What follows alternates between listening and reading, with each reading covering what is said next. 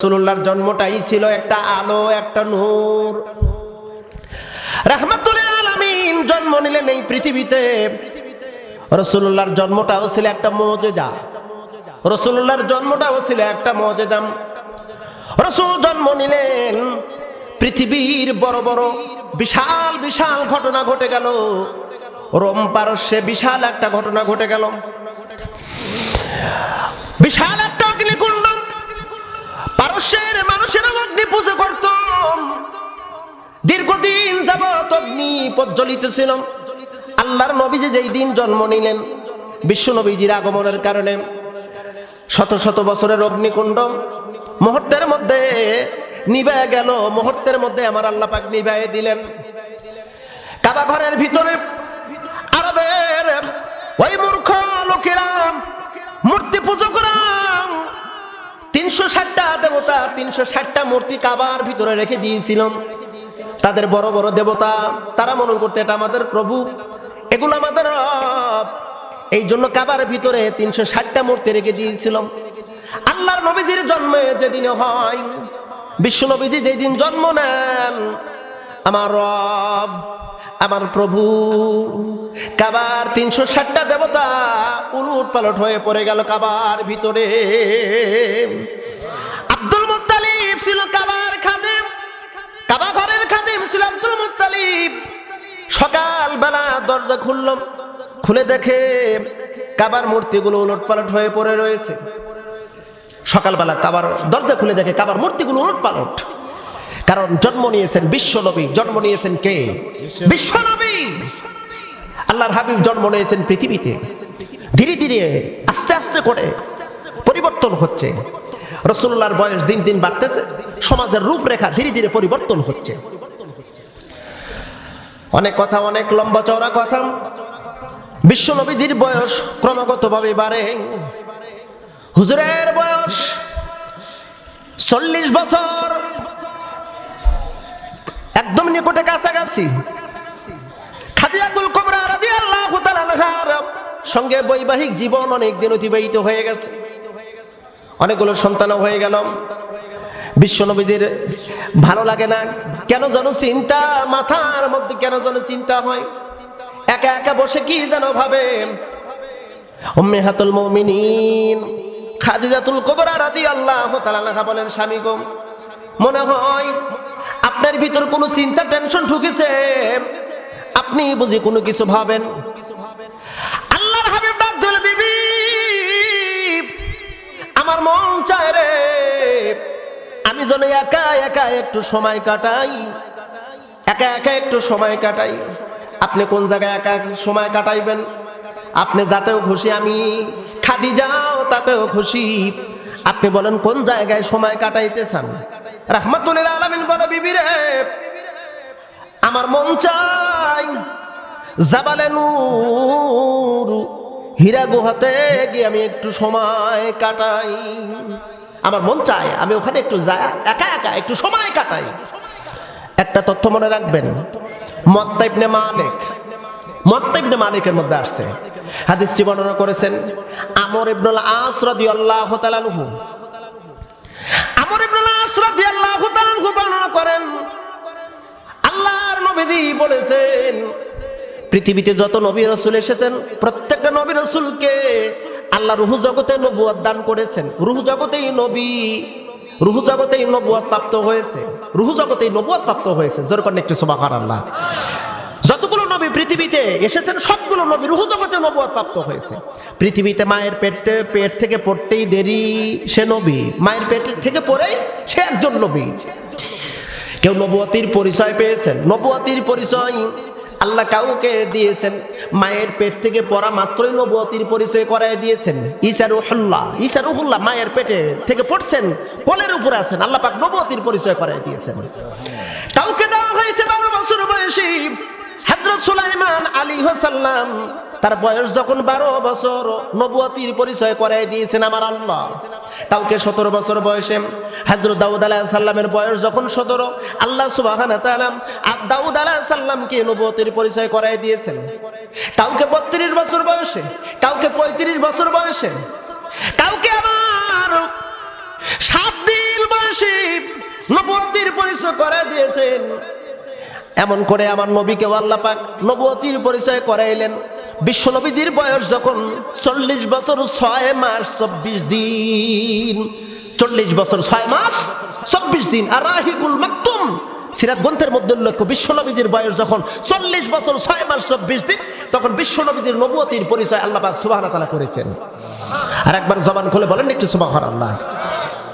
খাদিজা বললেন, স্বামী গো, আপনি কোন জায়গায় ধ্যানমগ্ন হবেন, কোন জায়গায় একা একা একটু নীরবে সময় কাটাইবেন? বিশ্বনবী বলেন, বিবি রে, জাবালে নূর, আমি সেই জায়গায় গিয়ে আমি একটু ধ্যানমগ্ন হব, একা একা থাকবো। ঠিক আছে, আপনি যান। ওই জায়গায় বিশ্বনবী ধ্যানমগ্ন হওয়া শুরু করলেন। অনেকগুলো দিন অতিবাহিত হয়ে গেল। এই হীরা গুহা সম্পর্কে আরেকটি কথা আছে, তথ্য আছে।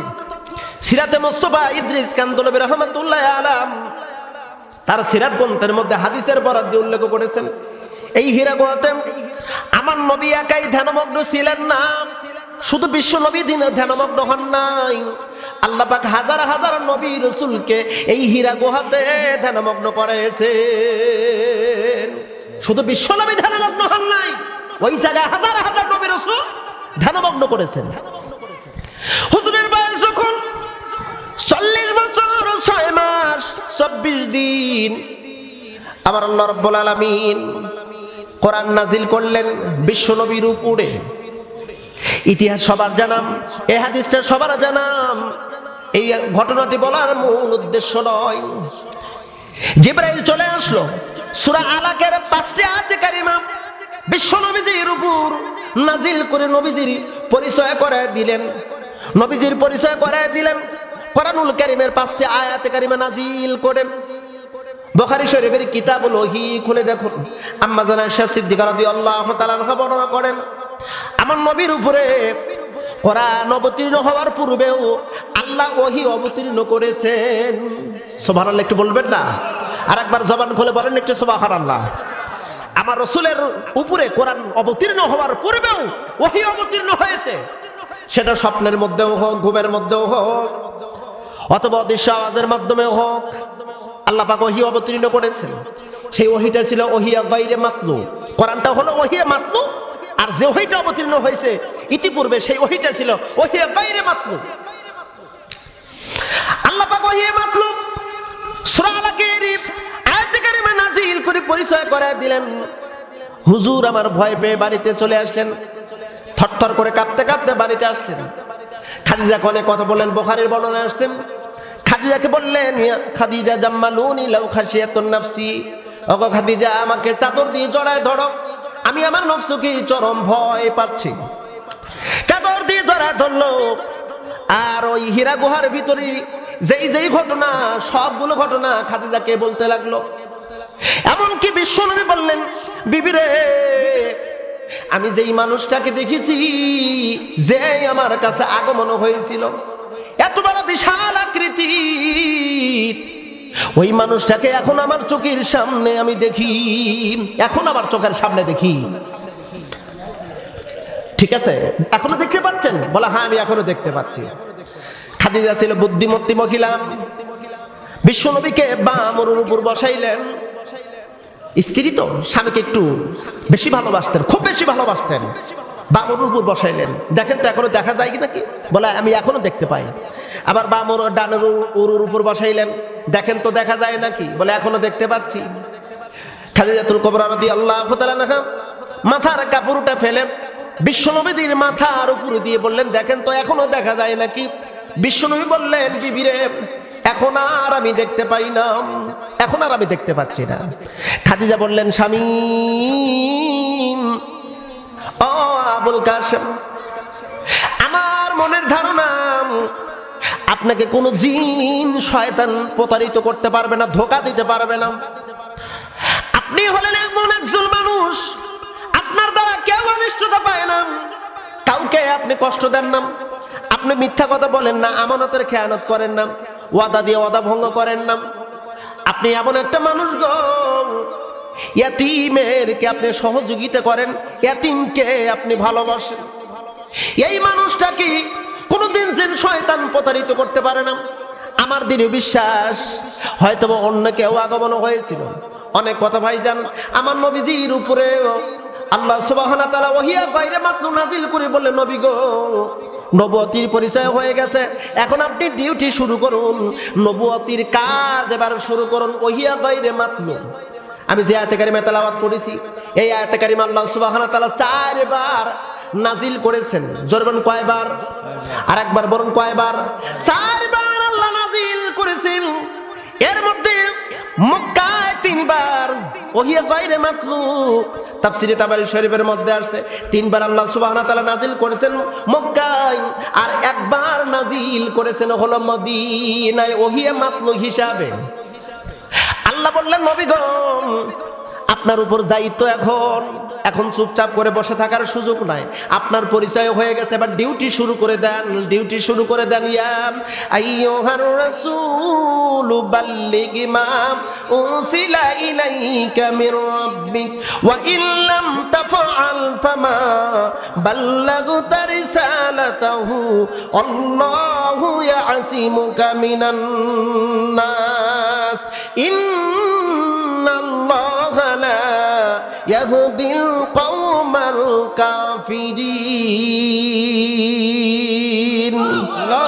আল্লাহ পাক বললেন, ও নবী, আপনার দায়িত্ব, এখন আপনার দায়িত্ব মোতাবেক আপনি কাজ করা শুরু করে দেন। ইয়া আইয়ুহার রাসূল, হে আমার রাসূল, বাল্লিগ, তাবলিগ করেন। বাল্লিগ আমর হাজারের সিগা, বাল্লিগ আপনি পৌঁছান।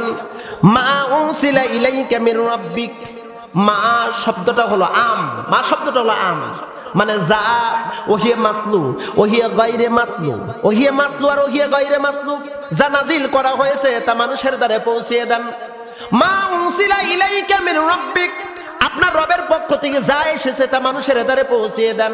ওয়া ইন লাম তাফআল, যদি না করেন, ইন লাম তাফআল, যদি আপনি তাবলীগ না করেন, অর্থাৎ কিছু দাওয়াত দিলেন আর কিছু দাওয়াত দিলেন না, এমন দাওয়াত দিলেন যেই দাওয়াত দিলে মানুষ আপনাকে সম্মান করবে, ইজ্জত করবে, আপনাকে মোটা অঙ্কের হাদিয়া দিবে, পকেট পড়তে টাকা দেবে, পেট ভর্তি খাবার দিবে, জামাই আদর করবে, এমন নরম নরম কথা আপনি বললেন, আর ওই কথা বললেন না যে কথা বললে আপনার উপর নির্যাতন আসবে, আপনার উপরে নির্যাতন আসবে, আপনাকে মিথ্যা অপবাদ দেওয়া হবে, আপনাকে অপমান অপদস্থ করবে, আপনাকে ফাঁসির কাষ্ট পর্যন্ত ঝুলাতেও পারে।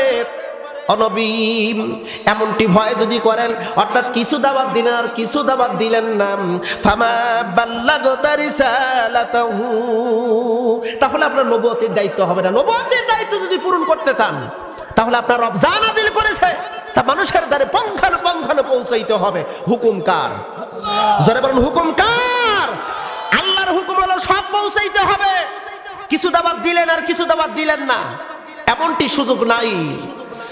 আল্লাহ পাক বলেন, বাল্লিগ মা উনসিলা ইলাইকা মির রাব্বিক, আল্লাহর হুকুম যা নাজিল করা হয়েছে তা মানুষের দ্বারে পৌঁছিয়ে দাও।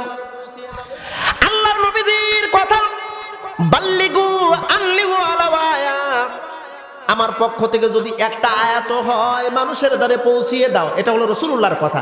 আল্লাহর কথা যা নাজিল করেছি তা মানুষের দ্বারে পৌঁছিয়ে দাও, আর রাসূলুল্লাহর কথা আমার পক্ষ থেকে যদি একটা আয়াত হয় তা মানুষের দ্বারে পৌঁছিয়ে দাও। রাসূলুল্লাহর কথা হলো একটা আয়াত যদি পাও মানুষের দ্বারে পৌঁছিয়ে দাও, আর আল্লাহর কথা যা নাজিল করেছি তা সব মানুষের দ্বারে পৌঁছাতে হবে।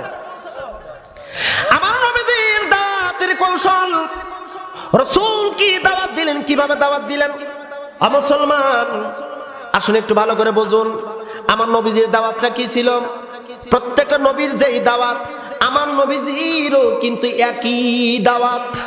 প্রত্যেকটা নবীর যেই দাওয়াত ছিল, বিশ্বনবীর যে দাওয়াতও কিন্তু একই দাওয়াত।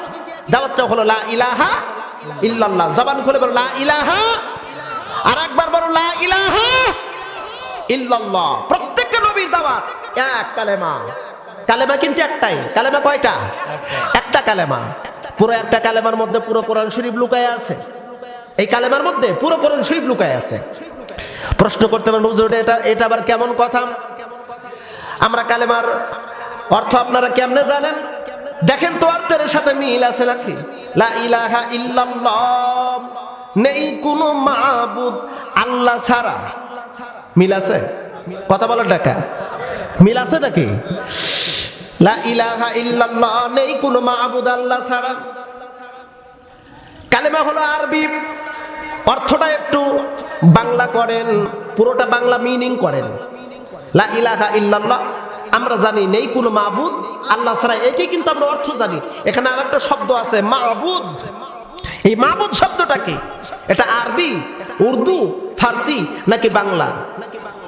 যদি জানা থাকে একটু মেহরবানি করবে বলবেন। মাবুদ এই শব্দটা আরবি, বাংলা, উর্দু, ফার্সি নাকি? এটা হলো মাবুদ শব্দটা হলো আরবি। পুরো বাংলা করেন, কালেমার পুরো বাংলা করেন, পুরো বাংলা, আপনি অর্থটা বাংলা করেন। লা মানে নেই কোনো, লা মানে নেই কোনো, লা ইলাহা নেই কোনো, ইলাহা, ইলাহা শব্দের থেকে আমরা অর্থ নিয়েছি মাবুদ, কিন্তু ইলাহ শব্দের অর্থ মাবুদ না। ইলাহ শব্দের অর্থ আল্লাহ রাব্বুল আলামিন বোঝানোর জন্য এই কোরআনুল কারীমের ভিতরে একটা নয়, দুইটা নয়, 139টা আয়াতে কারিমা নাজিল করেছেন ইলাহ শব্দ দ্বারা। জোরে কোন একটু আল্লাহু আকবার। ইলাহ শব্দের অর্থ বোঝানোর জন্য আল্লাহ রাব্বুল আলামিন আমাদেরকে বোঝানোর জন্য 139টা আয়াতে কারিমা নাজিল করেছেন। একটা দুইটা নয়, 139টা আয়াত। ইলাহ শব্দের অর্থ হলো 139টা আয়াত পড়লে 86 অর্থ খুঁজে পাবেন।